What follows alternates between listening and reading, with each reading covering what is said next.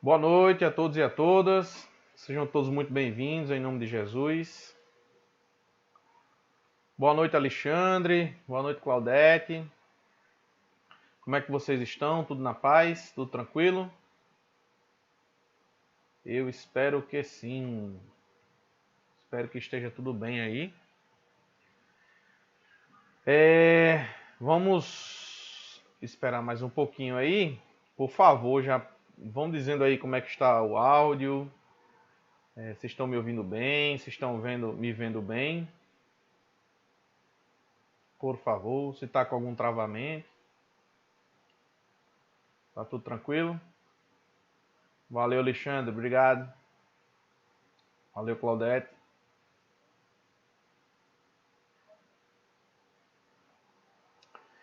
Bom, hoje nós vamos falar, né, sobre as primeiras questões do resumo que Kardec faz do livro do Espiritismo, né? A expressão, o Espiritismo de expressão mais simples ou em sua mais simples expressão. E para quem não assistiu ainda, né, eu recomendo que assistam os dois primeiros vídeos ou instruções sobre esse nosso curso, né, que pretende ser um curso curto, um curso que não demande muito tempo, né, poucas aulas para que a gente possa abranger aí, de forma resumida, a maior quantidade de conceitos ou de bases aí, de princípios básicos da doutrina espírita, né? Já que nós somos muito pobres de conhecimento do espiritismo de uma forma geral. Ok? Então, eu espero que vocês tenham feito o dever de casa. Qual era o dever de casa? Era ler a história do espiritismo que está nesse livro, né?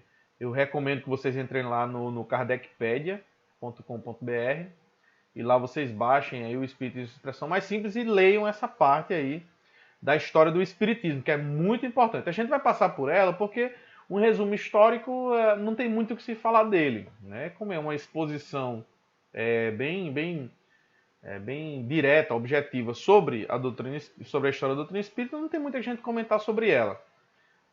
Mas aí quando a gente vai começar hoje, por exemplo, nas questões propriamente ditas, né, nos itens do resumo propriamente dito, aí a gente vai ter muita coisa a falar. Como eu disse a vocês nos outros vídeos, Kardec ele tem uma imensa capacidade, uma imensa propriedade em resumir os princípios da doutrina espírita. Né? Ele pega algo muito complexo e consegue resumir ali em poucas palavras. Isso é para poucos, tá? Vejam vocês a dificuldade que a gente tem quando um professor na escola faz assim. Pessoal, faça um resumo de um capítulo de um livro. A gente fica desesperado. Agora imagine fazer, como Kardec fazia, resumos de princípios ordenadores da doutrina espírita. Isso é uma coisa que é reservada aos gênios mesmo, né? As pessoas que têm muita inteligência e uma capacidade enorme. Tranquilo? Mas nós vamos sim aí trabalhar com essa questão de tentar expor para vocês o que Kardec falou ali naquelas pequenas palavras. E hoje é o exemplo mais vivo, mais impressionante dessa capacidade de Kardec, né, onde a gente vai tratar sobre Deus. O que, antes de a gente tratar sobre o tema propriamente dito, é importante a gente deixar algumas coisas bem claras. Né, algumas coisas antes de falar sobre o tema de Deus em si. O que acontece? Lá no Livro dos Espíritos, Kardec deixa claro ali na introdução o seguinte, que Deus, e também no livro que é o Espiritismo, que Deus é a base em que todo o edifício doutrinário ele será construído. Olha, Deus, o Deus em que sentido? Deus no sentido do seu conceito e no sentido de suas características, nos seus adjetivos. Então, toda a doutrina espírita, ela é constituída, ela é construída em cima da ideia de Deus. Então, se você pegar lá, reencarnação, a reencarnação ela é toda trabalhada por Kardec e pelos espíritos superiores baseadas na justiça divina. Justiça divina. O que é a justiça? É uma das características de Deus. Então, tudo que a gente vai tratar, né, vai ser sempre na base de Deus. Mas como assim, entendeu? É simples. Não sei se vocês já viram aquelas catedrais, né? Por exemplo, uma catedral gótica, em que ela tem uma base e que ela é construída, todo o edifício dela, ela se volta para o alto, né? O cara que concebeu a catedral, ele tinha que ter noção muito forte da base dela e construindo aquelas torres, uma conectada na outra. Então, o que vai acontecer? Só para vocês terem uma ideia, infelizmente, é uma coisa muito triste que aconteceu o ano passado. É uma coisa, assim, triste de verdade, do ponto de vista artístico, cultural e humano. É a Catedral de Notre Dame, né, na França, ela queimou. Mas vejam só que coisa incrível, não é um milagre, né? A catedral queimou, mas não ruiu. Por quê? Porque ela é toda baseada em uma estrutura muito bem pensada. Então vejam só, ela tocou fogo, mas ela não chegou a ruir. Ela ficou lá tocando fogo e na sua condição fortíssima ali. Então a doutrina espírita, se vocês imaginarem uma catedral, ela terá a sua base toda nos conceitos e nos adjetivos ou propriedades que nós concebemos de Deus, beleza? Então isso é fundamental para a gente. Daí que a gente tira do que eu falei até agora, a importância da gente entender do ponto de vista espírita a ideia de Deus, o conceito e suas funções, beleza? Então aí boa noite para Daniel, seja muito bem-vindo, né? Lúcia Reis também está por aí, Gil Teres, Ângela de Guamá, uma pessoa nova aí, seja bem-vindo, está lá do Rio, sejam bem-vindos, tá bom? Vejam só, além dessa questão da base, nós temos que entrar num assunto que é um pouquinho complicado para algumas pessoas, mas eu prometo não ser tão chato para vocês quanto esse assunto pode parecer, né? E para falar de Deus, a gente, como é um tema muito controverso, nós temos aí muitos ateus, né? Temos aí o ateísmo, o neoteísmo, o gnosticismo e assim por diante, lutando contra o teísmo. E dentro do teísmo, ou seja, da ideia das pessoas que creem em Deus, nós temos ali muitos outros ramos que vão estar discutindo sobre Deus.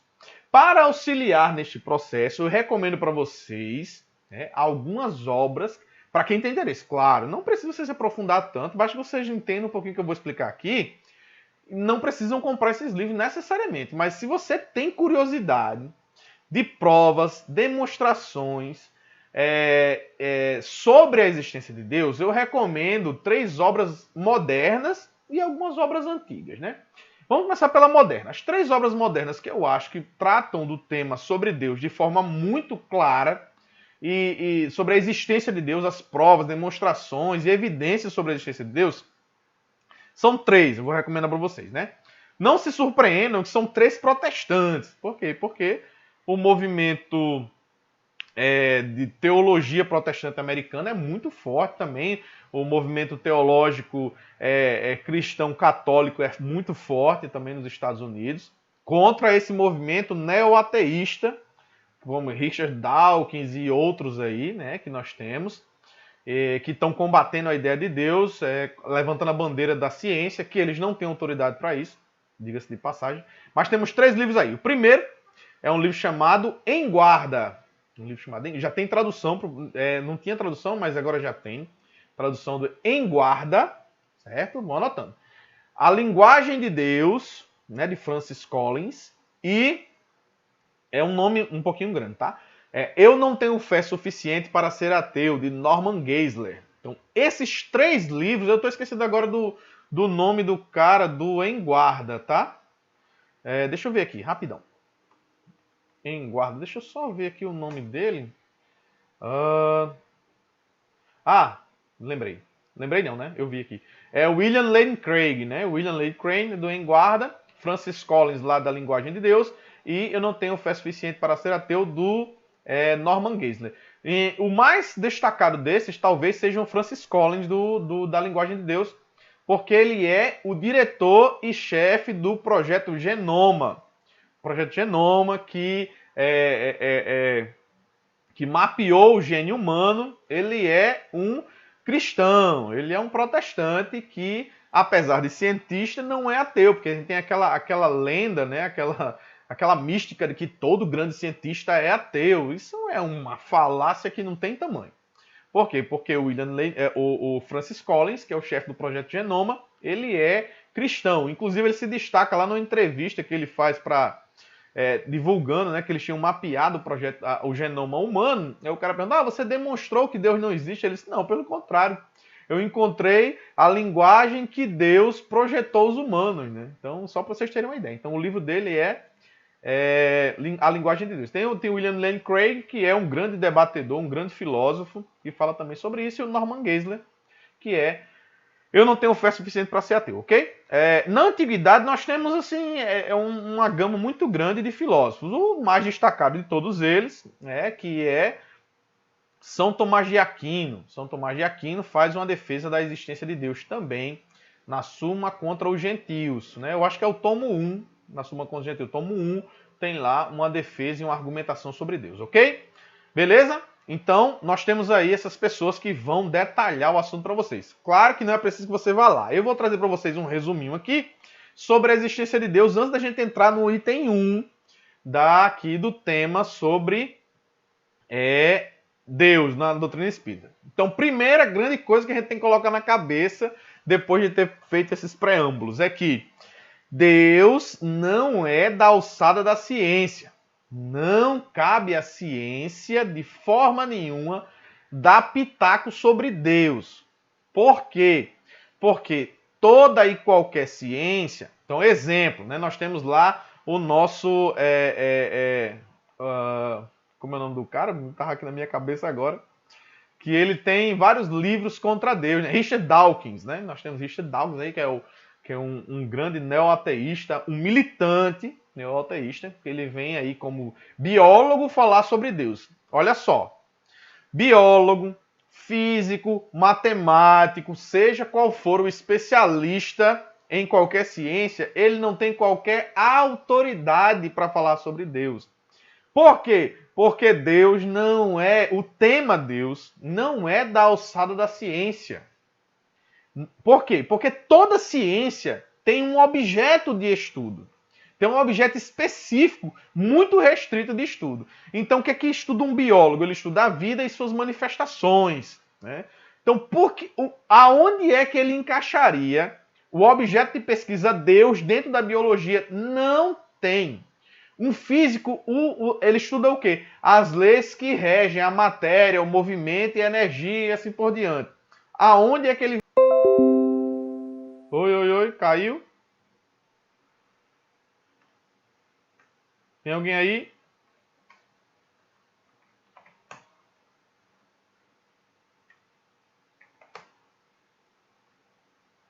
Voltou?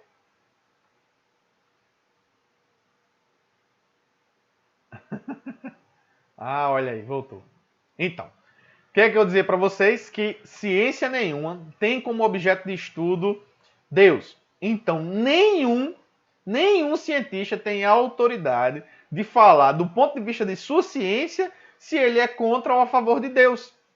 Ele não pode fazer isso, porque não existe ciência que tenha como objeto de estudo Deus em si, como objeto de estudo. Por quê? Porque as ciências estudam a matéria, e Deus não é matéria.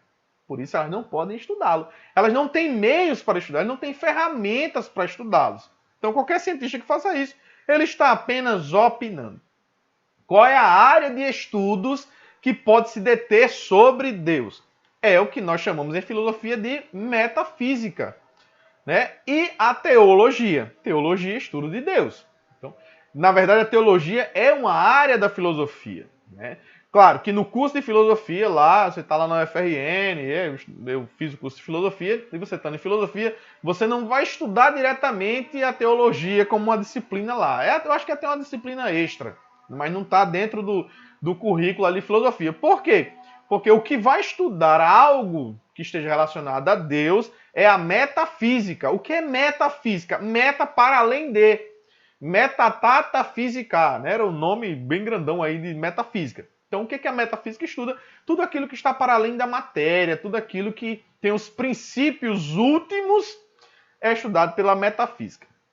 Então, entenderam? Ciência não pode se propor a falar nada sobre Deus.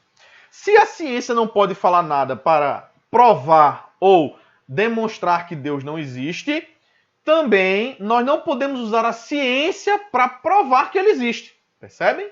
Nós não podemos usar nenhuma ferramenta científica para provar que Deus existe ou não. Ela não, simplesmente ela não sabe. Se você perguntar realmente a um biólogo, meu filho, como biólogo você acha que Deus existe ou não? Como biólogo, ele diz assim, minha ciência não estuda Deus. Deus não é objeto da minha ciência. Se perguntar para um físico, ele vai dizer, não, a física não estuda Deus e assim por diante. Beleza? Então nós precisamos sair da ciência e ir para a metafísica para entender Deus. Na metafísica, nós teremos aí acesso a alguns princípios que nós iremos utilizar para estudar Deus. Certo? Então, alguns princípios metafísicos autoevidentes, que nós chamamos de axiomas, nós utilizamos para estudar Deus. Tadeu, de que danado é que você está falando? Eu não estou entendendo mais nada. Então eu vou explicar de outra forma. Imagine que alguém lhe chama para jogar um jogo. Alguém lhe chama para... Diga assim, ó, Daniel, nós vamos jogar hoje xadrez.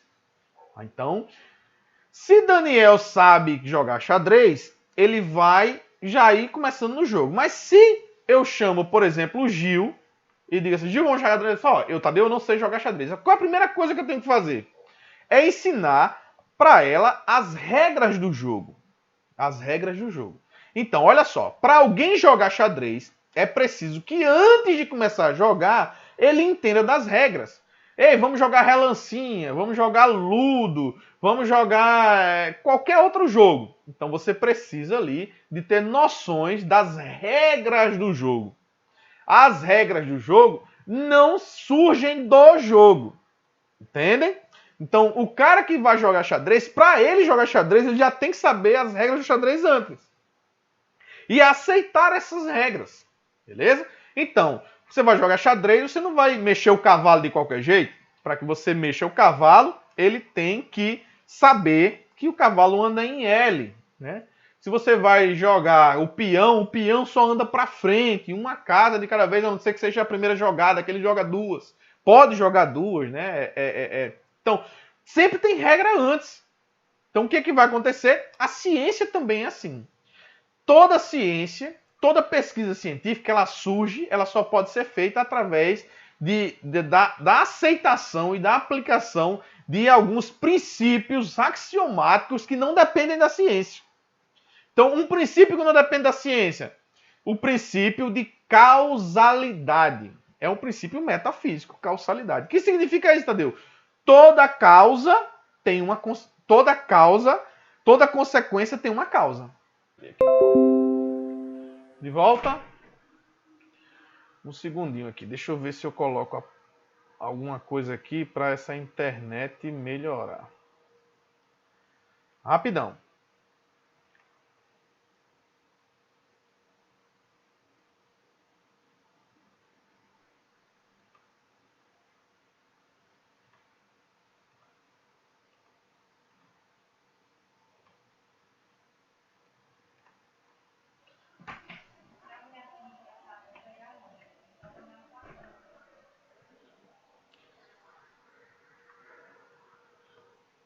Opa, voltando. Voltou? Abençoada essa internet, né? Tá muito ruim a internet. Para variar. Mas vamos lá, continuar. Debaixo de pó de pedra, nós vamos continuando. Então vamos lá. Eu sei que o tema vai requerer um pouquinho do nosso esforço, mas é assim mesmo, tá? Então vamos lá. Nós temos as regras que todo cientista já tem que começar sabendo. Quando você vai para a universidade, o que você vai fazer? Aprender esses princípios. Que princípios são esses? É os princípios da regra do jogo, como eu vou jogar na ciência, ok? Então, quando os espíritos vão tratar de Deus, eles não tratam do ponto de vista científico. Eles tratam Deus do ponto de vista das demonstrações lógicas anteriores a qualquer pesquisa científica, que é o princípio da causalidade, o princípio da identidade. Por exemplo, eu sou eu e não sou Claudete. Né? Um celular é um celular e não é outra coisa. Esse é o princípio da identidade. E muitos outros princípios são utilizados, a própria metodologia científica é utilizada para poder fazer os estudos de ciência. Então, olha só, toda vez que alguém vier para você assim, olha, eu sou um físico e a física, ela prova que Deus não existe. Ou alguma outra pessoa diz assim, eu sou biólogo e como a biologia não prova a existência de Deus, eu não acredito nele. Ele simplesmente está enganando. Por quê? Você pode responder, olha só, mas quem disse que sua ciência estuda Deus? Não tem como estudar. Beleza? Então isso é importante para a gente ter na cabeça. Por quê? Porque quando a doutrina espírita vai estudar Deus, ela vai usar princípios metafísicos, ok? Que a gente vai entender agora através das definições que Kardec vai dar para a gente. Ok? Essa primeira parte ficou tudo tranquilo? Deu para entender? Alguém quer que... Olha só, para a gente poder passar para a próxima parte, é importantíssimo a gente perceber essa questão dos princípios que vão nortear a nossa concepção e a nossa conceituação sobre Deus, que não depende de princípios científicos e sim de princípios metafísicos, de princípios que estão antes das ciências, que são as regras do jogo. Ok? Perguntas? Alguém tem alguma pergunta, alguma observação ou alguma discordância também, tá? Não precisam concordar, podem discordar também. Tá tranquilo? Vamos para frente?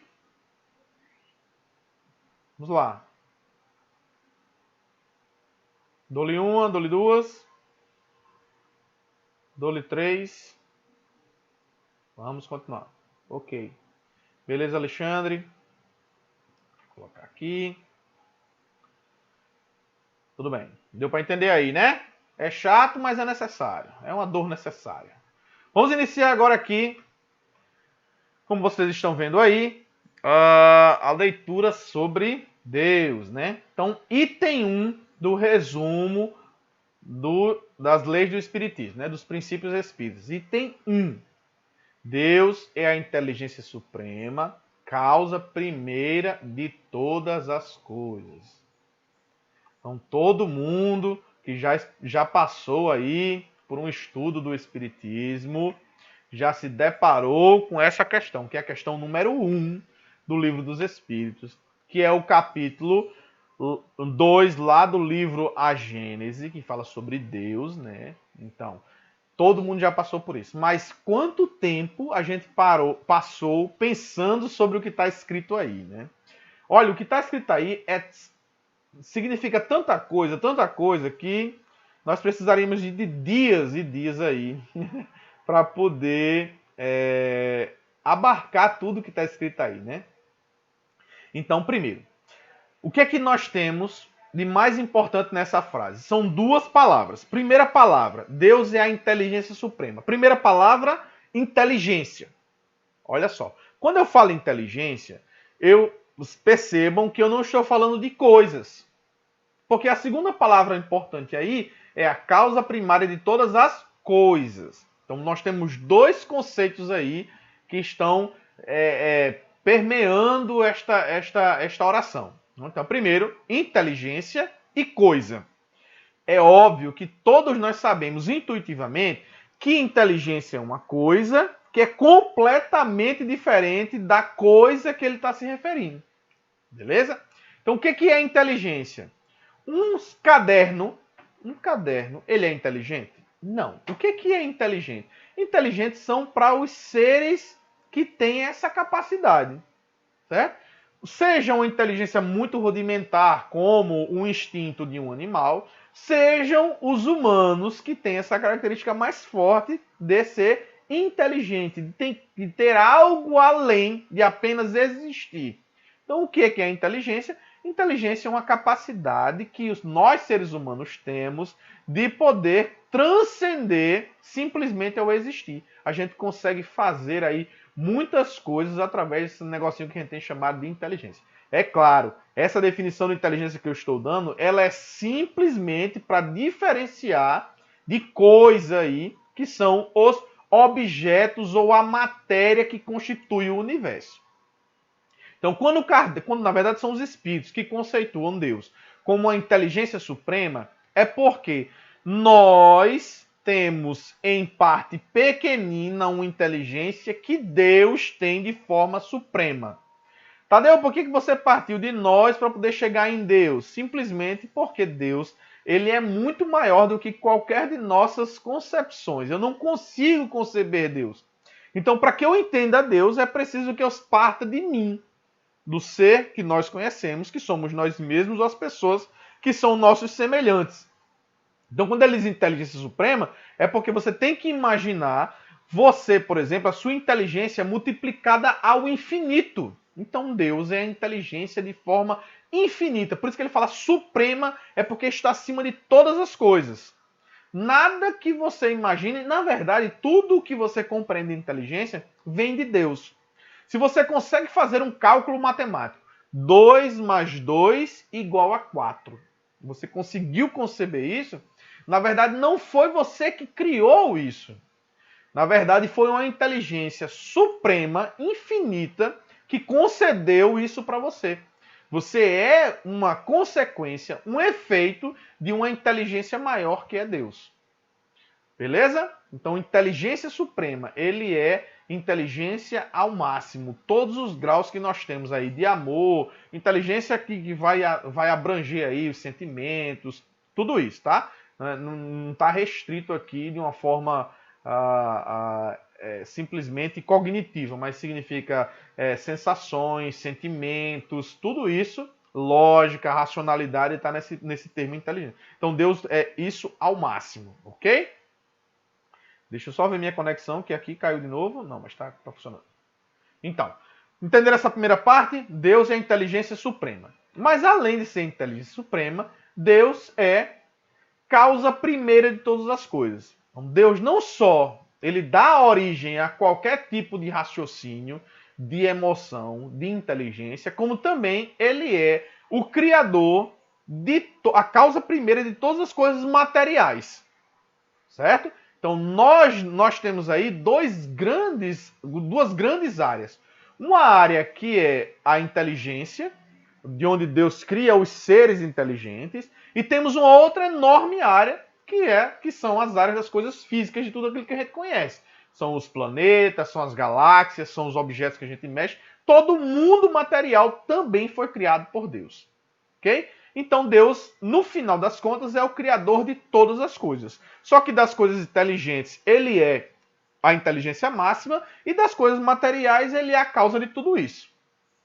Ok? Então, ficou alguma dúvida aí em relação a essa situação? Se ficou, por favor, fale. Eu sei, mais uma vez eu repito, eu sei que é um tema que vai dar aí um trabalhinho para nossa mente trabalhar, mas é preciso que a gente faça esse esforço cognitivo, esse esforço racional para entender. Vou ajudar vocês em relação, trazendo um exemplo. Então, digamos que um arquiteto ele tenha a ideia de construir uma casa. Então, ele planeja ali de forma não física, ele está planejando na mente dele, planejando toda a casa. Ele planeja onde vai ser o quarto, onde vai ter uma pia, onde vai ter o piso, onde vai ser, de que tipo vai ser o piso, de que tipo vai ser o teto, a altura. Ele pensa em tudo de uma casa. Mas ele pensar que é uma casa não cria a casa. É preciso que ele materialize aquela casa. Né? Então é preciso que ele contrate um engenheiro e esse engenheiro possa construir a casa baseado nessa ideia inteligente que ele teve. Então, imagine que esta casa que esse arquiteto está criando, por isso que algumas pessoas chamam Deus de arquiteto divino, né? Arquiteto divino, que ele ali vai criar o universo. Em filosofia, nós temos que Deus são duas coisas. Ele é imanente Ou seja, apesar dele ter criado o universo, ele não criou o universo e foi-se embora, não. Ele continua agindo no universo. Então, cada coisa que a gente acontece no universo, por mais simples que seja, Deus, porque ele é muito inteligente, ele consegue ter consciência, ele consegue perceber tudo o que acontece no universo. Então, Deus, ele é imanente ao universo. Ele está ali cuidando do universo. Mas ele também é transcendente. O universo não abarca Deus. Deus está acima do universo. Nos cursos que a gente está falando sobre isso, né, sobre Deus, eu uso a imagem da caixa. Imagine que Deus, ele está olhando uma caixa, que o universo está dentro da caixa. Né, como se fosse uma casinha de boneca, né, em que ele estivesse olhando tudo que está acontecendo. Ora, Deus não está dentro, nós não estamos dentro daquela caixa. Deus está fora da casinha de boneca. Ele está ali comandando, mas ele pode muito bem mexer as peças da forma que ele quiser. Então, quando ele mexe as peças do universo através da sua vontade, ele está sendo imanente, ele está ali dentro da caixa agindo. Mas também ele é transcendente, ele não está dentro da caixa, ele apenas interfere na caixa, beleza? Por isso que Deus é a inteligência suprema e também é a causa primeira ou primária de todas as coisas. É ele que dá origem a todas as coisas, ao mesmo tempo que é ele que arquiteta todas as coisas, ele que pensou em todas as leis. Quando Newton ele pensa na lei da gravitação universal, quando Einstein pensa na lei da relatividade especial, o que é que eles estão fazendo? Estão criando leis? Não. Eles estão apenas descobrindo leis que quem pensou primeiro foi Deus. E eles só foram capazes de descobrir porque Deus já tinha criado elas estavam na natureza. Então ele percebe aquela lei e pega para ele. Só eu pensei nessa lei e deu certo. Mas quem criou a lei foi Newton? Não, porque a lei da gravidade universal existia muito antes de Newton existir. O universo ele é regido por essa lei. Da mesma forma que a lei da gravitação, da relatividade especial existia muito antes de Einstein existir. Né? E ele apenas descobre essa lei, a descoberta. Mas alguém criou essas leis. Essas leis, por serem inteligentes, porque elas são aprendidas por um ser inteligente, é óbvio que ela teve uma causa inteligente. Então, qualquer coisa inteligente no universo, ela é causada por um Deus que pensou nisto antes. Beleza? Oi, Gil. Porque... Pois é porque tem uns caras que não tem o que fazer, chamado de filósofo, ficam pensando nessas coisas aí para tentar explicar pra gente. Eu também não sou o criador de todas essas coisas, dessas explicações, não. Na verdade, nós temos alguns princípios aí muito legais que as pessoas passaram a pensar em Deus, né? Tem cara que passa a vida inteira pensando nisso. A gente poderia trabalhar esse tema aí por muito tempo, né? Porque nós temos aí algumas leis bem legais, né? Alguns princípios bem legais que os filósofos pensaram em Deus. Eu posso citar 3 para vocês aqui para a gente falar rapidamente sobre isso, né? O primeiro é o princípio ontológico, né? Ontológico. O que significa? Onto é ser, né? Ontológico é o princípio de ser de todas as coisas. Então, as coisas não se criam a si mesmas. Esse princípio ontológico, o primeiro cara que pensou nisso, o nome dele é Santo Anselmo. Então, que diz o seguinte: as coisas existem e pelo princípio de causalidade alguém tem que ter feito elas. E se qualquer coisa chegou a existir no seu momento, alguém tem que ter criado, porque elas não saem do nada. Né? Então é engraçado quando sei lá, um Richard Dawkins ele vai falar sobre sei lá, o Big Bang, né? Você criar o Big Bang. Tá, beleza. Mas você vai e volta lá pro Big Bang sobre aquele ponto muito denso do universo que no momento ele explode. Mas aí a pergunta, peraí, quem criou aquele ponto? Ele criou sozinho? Não dá, alguém criou aquele ponto. Então isso é o princípio ontológico de forma grosseira, tá? Porque cada princípio desse dá horas e horas de discussões aqui, de explanações, né? Então, mesmo que você considere o Big Bang, alguém criou aquela primeira substância, aquele primeiro ponto onde tudo começou, que era muito denso, né? Aquela primeira matéria muito densa que ela chega a explodir e vai no universo. Então esse é o princípio ontológico de Santo Anselmo, que viveu no século XI. Século XI ele já pensava nisso aí. Esse é o primeiro princípio. O segundo princípio é o princípio do ajuste fino. Né? O que é o princípio do ajuste fino? É assim, é que as coisas estão organizadas, ordenadas de tal forma que se a gente mudasse um pouquinho, elas entrariam no caos. Porque, não sei se vocês sabem, mas tem um princípio chamado, né, de princípio do caos, né? Que o universo tende ao caos. O universo tende ao caos. O que significa isso? Significa que se você, por exemplo, morrer, o seu corpo entra em decomposição. Ele começa a sair de uma forma organizada para uma forma de caos, né? É muito mais fácil eu pegar meu celular e jogar no chão, plá! Ele se esculhamba todo. Então é muito mais fácil eu destruir, ou seja, as coisas tendem a ser destruídas, e é muito difícil construí-las. Então o universo ele tende ao caos, por quê? Porque uma explosão saiu desorganizando todas as coisas, mas de repente as coisas começam a ficar organizadas. Mas quem é que organiza essas coisas? Olha só que coisa interessante. Se nós fôssemos alguns metros mais próximos do Sol, a vida no planeta Terra seria inviável, porque seria tão quente que nós torraríamos, era impossível ter vida orgânica. Se nós fôssemos um pouquinho mais afastados do Sol, nós congelaríamos e a vida seria impossível na Terra. Então a Terra está a uma distância perfeita do Sol que faz com que ela proporcione a vida.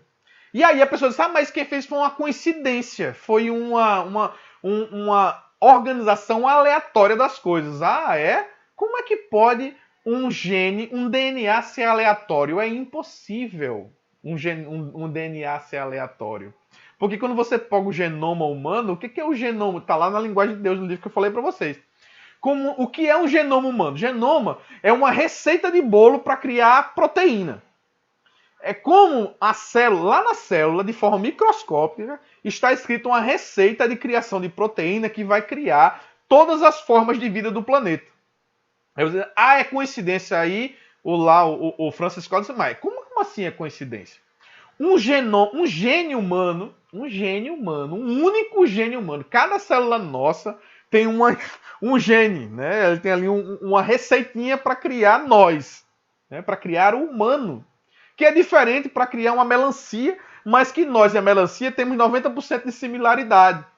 Só para vocês terem uma ideia. Ele diz o seguinte, no gene humano tem uma biblioteca de informações organizadas do tamanho da biblioteca de Washington. Olha só, não é uma receitinha aleatória, é simplesmente um livro, uma biblioteca inteira organizada. Ele cita, não sei em qual dos 3 livros, mas tem uma experiência que ele fala muito interessante. Imagina que tu joga para cima, aquelas letrinhas, a Alice tem um brinquedinho, que é um bocado de letrinha que ela vai organizando ali para formar uma palavrinha.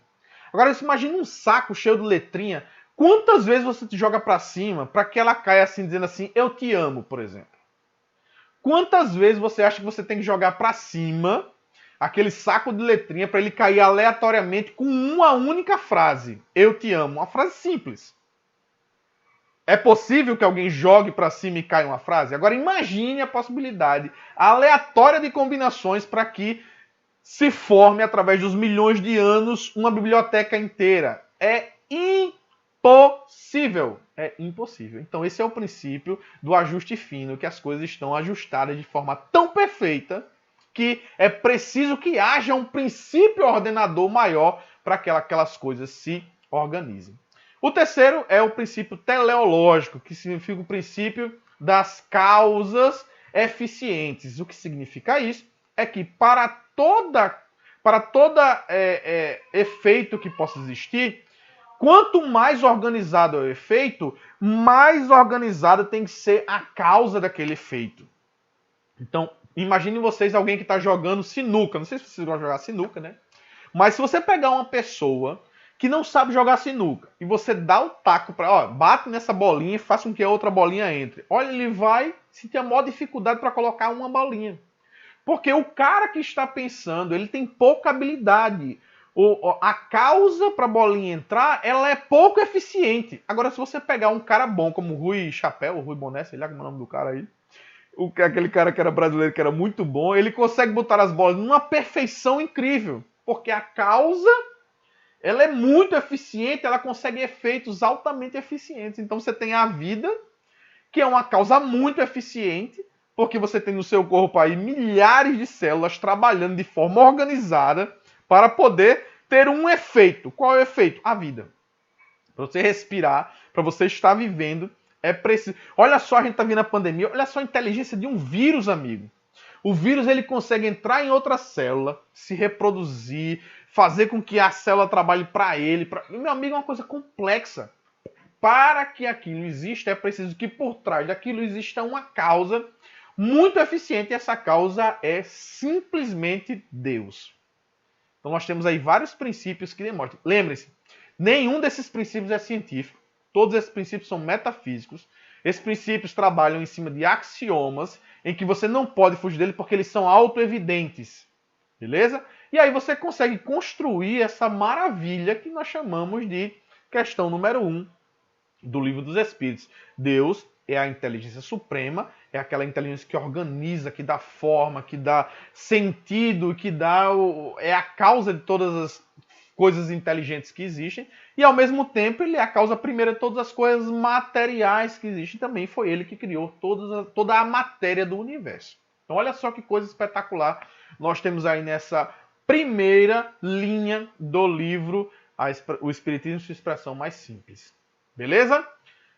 Bom, pessoal, infelizmente nós já estamos aí com a hora meio que adiantada. Nós temos 15 minutos e aí eu queria ver como é que está aí o entendimento de vocês sobre esse tema. Como é que estamos aí? Alguém tem alguma dúvida? Alguma questão? Porque nos próximos 5 minutos nós vamos passar aí para o restante. Na verdade, eu acho que não. A gente vai encerrar porque já foi muita coisa para nossa cabecinha, e aí a gente já pode estar meio cansado. Não é um tema muito fácil, porque geralmente precisa de coisas que nós não estamos acostumados a fazer. Porém, vamos às nossas perguntas. Por favor, alguma pergunta?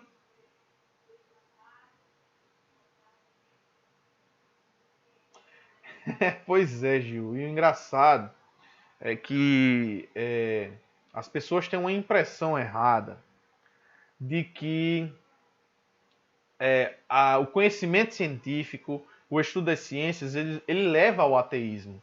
Ele leva a não acreditar. Mas não. Se você pegar todos os grandes cientistas que nós tivemos, a maioria imensa, raramente você encontra um ateu, né? Na verdade, o estudo da ciência leva necessariamente a Deus. Por quê? Porque você está se surpreendendo o tempo inteiro com as coisas. Óbvio que nós temos aí um movimento militante que a gente chama de neo-ateísmo. O que é o ateu? O ateu é o cara que não acredita em Deus e também não se mete nessas discussões. Agora nós temos um movimento chamado neo-ateísmo. É o cara que luta contra a ideia de Deus. Claro que isso é um fenômeno muito moderno, né? Só no século XX que a gente começou a ver isso. No século XIX era praticamente impossível você conversar com alguém e a pessoa dizer, porque era cientista, era ateu. Mas hoje nós temos uma ideia de que parece que a ciência leva ao ateísmo, mas isso é um absurdo sem precedentes. Nós não temos base para pensar dessa forma, a ciência não dá isso. Tem até uma história muito engraçada, né, da Louis Pasteur. O Louis Pasteur foi foi diretor esqueci o nome do instituto, né? Que ele era diretor na França, né? Então da pasteurização, por exemplo, o criador da pasteurização, Louis Pasteur, né? Então ele era o reitor da universidade e ele tá pegando um ônibus, um trem, né? Na França, e entra um rapaz, né? Um cara que tinha acabado de passar lá no Instituto de França, eu acho, ou é Sorbonne, eu não lembro. E de repente esse rapaz vê esse senhor, né, lendo ali a Bíblia, e aí ele já era muito famoso, né, Louis Pasteur na época, mas assim, não tinha foto dele, não tinha Instagram, não tinha Facebook. Então ele estava ali lendo o livro, e era a Bíblia, né, o rapaz disse, rapaz, o senhor ainda acredita nessas coisas da Bíblia? Ele disse, rapaz, eu acredito, eu sou um homem muito, muito crédulo, eu tenho minha fé em Deus, e eu sou um teísta, né, não... Eu disse, rapaz, mas essa ideia é muito ultrapassada, isso e aquilo, você a ciência já provou que isso não existe, né? E eles ficaram ali conversando durante toda a viagem. Quando eles foram descer, aí Louis Pasteur vai e entrega lá o cartão de visita, um cartão para ele, quando ele lê, né? Ele vê lá, Louis Pasteur, diretor reitor da universidade onde esse jovem ia estudar, né? Então, essa pequena anedota conta aí uma certa incoerência entre você pensar que um cientista, um grande cientista pode ser ateu, precisa para ser cientista ser ateu, na verdade não é, né? Os grandes homens aí de ciência não são ateus, né? O neo-ateísmo aí, o ateísmo é uma coisa bem moderna mesmo. Se você pegar Newton, a obra de Newton, que trata sobre teologia, é 10 vezes maior do que a obra de Newton tratando sobre a física. Então você não pode nunca dizer que Newton era um ateu ou coisa do tipo, né? Então não tem essa ideia. É uma impressão muito triste da nossa modernidade, beleza? Mas vamos lá, né? Alexandre falou aqui uma coisa, vamos ler? Todas as vezes que observam determinada paisagem, os elementos que a compõem e as relações aí encontram a ínfima parte de Deus. Exatamente. Aristóteles ele fala uma coisa interessante, né? Ele chama Deus de o motor imóvel de todas as coisas, de todos os movimentos. O que ele está querendo dizer com isso, né? Lá na Metafísica ele fala sobre isso. Ele tem um livro chamado Metafísica e ele trata sobre isso. Ele está dizendo que é o seguinte: Deus, a inteligência de Deus, a sabedoria, a bondade, tudo de Deus se expressa através das coisas, do movimento das coisas e das coisas em si. Quando você realmente olha uma paisagem, seja através do contraste, seja através da harmonia daquilo ali, tudo que você está vendo, todas as perfeições do universo expressam uma sabedoria e uma visão que só podem ser uma visão divina, né? Então, inclusive, os gregos trabalhavam muito em cima dessa questão da beleza, da harmonia, do cosmos. O que é cosmos? É organização, é espaço ordenado. Os gregos estudavam o quê? A organização das coisas, apesar do caos que elas tendem a fazer. Então, perceba uma coisa. Tudo se tende ao caos e você consegue enxergar a beleza de alguma coisa, isso significa que você consegue ver ali um elemento organizador que dá para você algo que você se emociona como beleza. Seja através de uma bela paisagem, seja através de uma música bela, seja através de uma situação que lhe emociona. Tudo aquilo tem o quê? Tem um elemento organizador, mas não é frio, é um elemento que traz beleza para nós. Entende? Então, realmente, as coisas elas expressam de forma ou pequena ou grandiosa a sabedoria, a bondade e o amor divino. Então, isso é muito interessante. E não tem outra forma, tá? Só a forma que a gente consegue expressar Deus é através dessa conexão que está além da inteligência, que traz para nós uma emoção. Por isso, quanto mais se lê, mais precisa reler. Nunca se sabe mesmo o suficiente. Esse é o norte de tudo que a gente faz. Na verdade, a filosofia, né, o filosofar é pensar o pensamento já pensado.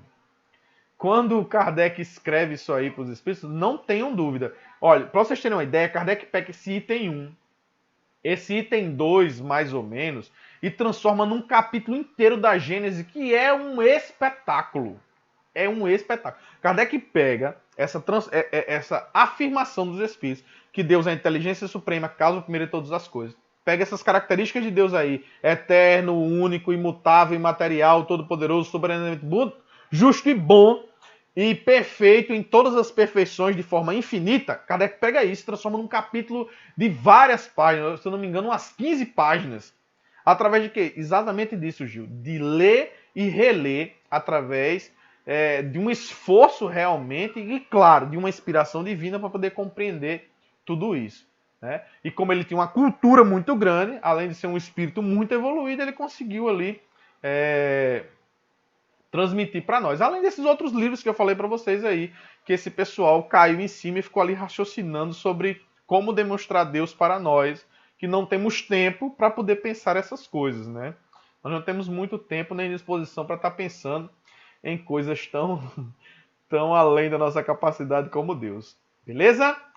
Então, meus irmãos, nós estamos chegando aí ao término da nossa reunião, ok? E se alguém tem mais alguma pergunta, alguma observação, alguma discordância, na verdade, Se não tiver, nós iremos encerrar.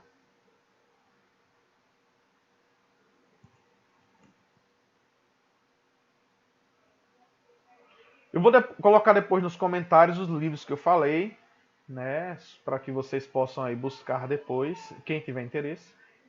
Tudo bem? Mas se não tiver mais perguntas, nós iremos encerrar.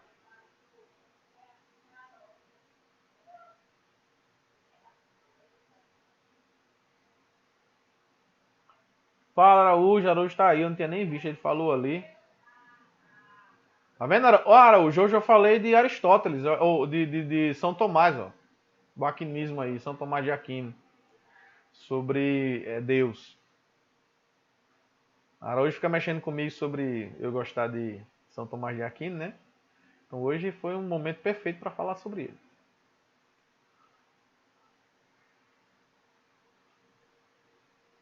Tá, então leiam também, já que o Gil falou sobre essa questão dos olhares, né? Sobre a minha questão, leiam também os contraditores, né? Isso é importante, tá? Então leiam aí Deus no Delírio, O Gênio Egoísta, são livros bons que eu posso recomendar para vocês. Deus no Delírio, O Gênio Egoísta, qual é o outro livro dele? O Relojoeiro Maluco, do Richard Dawkins. São, para não dizer que eu falei do contraditório, são livros que tentam demonstrar a inexistência de Deus. Só que, claro que não conseguem nem perto passar desses livros que eu falei para vocês em relação à demonstração. Mas, para sermos honestos e para que dê a oportunidade de vocês questionarem, leiam também esses outros livros. Beleza? Valeu, pessoal. Fiquem todos com Deus. Que Jesus nos abençoe. Quinta-feira nós teremos aí o estudo da mediunidade com o pessoal do Núcleo Espírita Potiguar Alto de Souza, certo? Então, também estejam convidados, quem está participando aqui do estudo semanal do Espiritismo, pode participar também desse outro estudo, ok?